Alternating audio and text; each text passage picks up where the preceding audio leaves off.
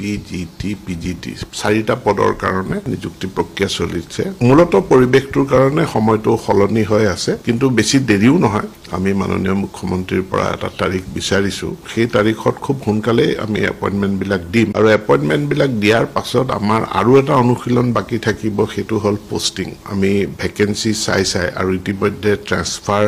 ৰেশনালাইজেশন ইত্যাদিৰ কাৰণে vacancy position বিলাকো সলনি হৈছে গতিকে এতিয়া নতুনকৈ নিযুক্তি পাবলগীয়া শিক্ষকসকল তেওঁলোকৰ জিলাখন চূড়ান্ত হৈ যোৱাৰ পাছত সেই জিলাখনৰ কোনখন বিদ্যালয়ত তেখেতক পোষ্টিং দিয়া হ'ব এইখিনিৰ কাৰণে আমাক কিছু সময় লাগে দেখা গৈছিল যে জিটিত পোৱা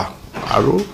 এনেকুৱা প্ৰায় 850 ক্যান্ডিডেট একেটা সময়তে তেওঁলোকে এলপি ইউপি টু সিলেক্ট হৈছিল গতিকে বা প্ৰভিজনাল মেৰিট লিষ্টত আহিছিল আমি তেওঁলোকক গোটেই ইনফৰমেশন খিনি দি ভলুন্টাৰিলি উইথড্ৰ কৰাৰ কথা কৈছিলো আৰু যোৱা কালিলৈকে প্ৰায়খিনি ক্যান্ডিডেটে এলপি ইউপিৰ পৰা তেওঁলোকে উইথড্ৰ কৰিছে গতিকে এলপি ইউপিত অতিৰিক্ত 800 তলৰ পৰা 800 ক্যান্ডিডেট তেওঁলোক ইয়াত অন্তৰ্ভুক্ত হৈ যাব আৰু 4500 পদৰ বিপৰীতে আবেদন গ্ৰহণৰ প্ৰক্ৰিয়া সম্পূৰ্ণ কৰি থোৱা আছে তেওঁলোকৰ ডকুমেন্ট ভেৰিফিকেশনৰ প্ৰক্ৰিয়া আৰম্ভ কৰিব লাগে ইয়াতো যেহেতু একেজন ক্যান্ডিডেটে 5500 টো আবেদন কৰিছে 4500 টো আবেদন কৰিছে গতিকে গ্ৰেজুৱেট টিচাৰৰ প্ৰক্ৰিয়া সম্পূৰ্ণ কৰাৰ পাছত আমি যেনেকে এলপি ইউপিৰ 5500 এটো সম্পূৰ্ণ কৰাৰ কাৰণে আগবাঢ়িছো ঠিক তেনেকে 5500 তেওঁলোকৰ তালিকা চূড়ান্ত হৈ যোৱাৰ পাছতে আমি যেটো দ্বিতীয় বিজ্ঞাপন 4500 পদৰ বিপৰীতে তাৰ আমি ডকুমেন্ট ভেৰিফিকেশন আৰম্ভ কৰিম আৰু আমি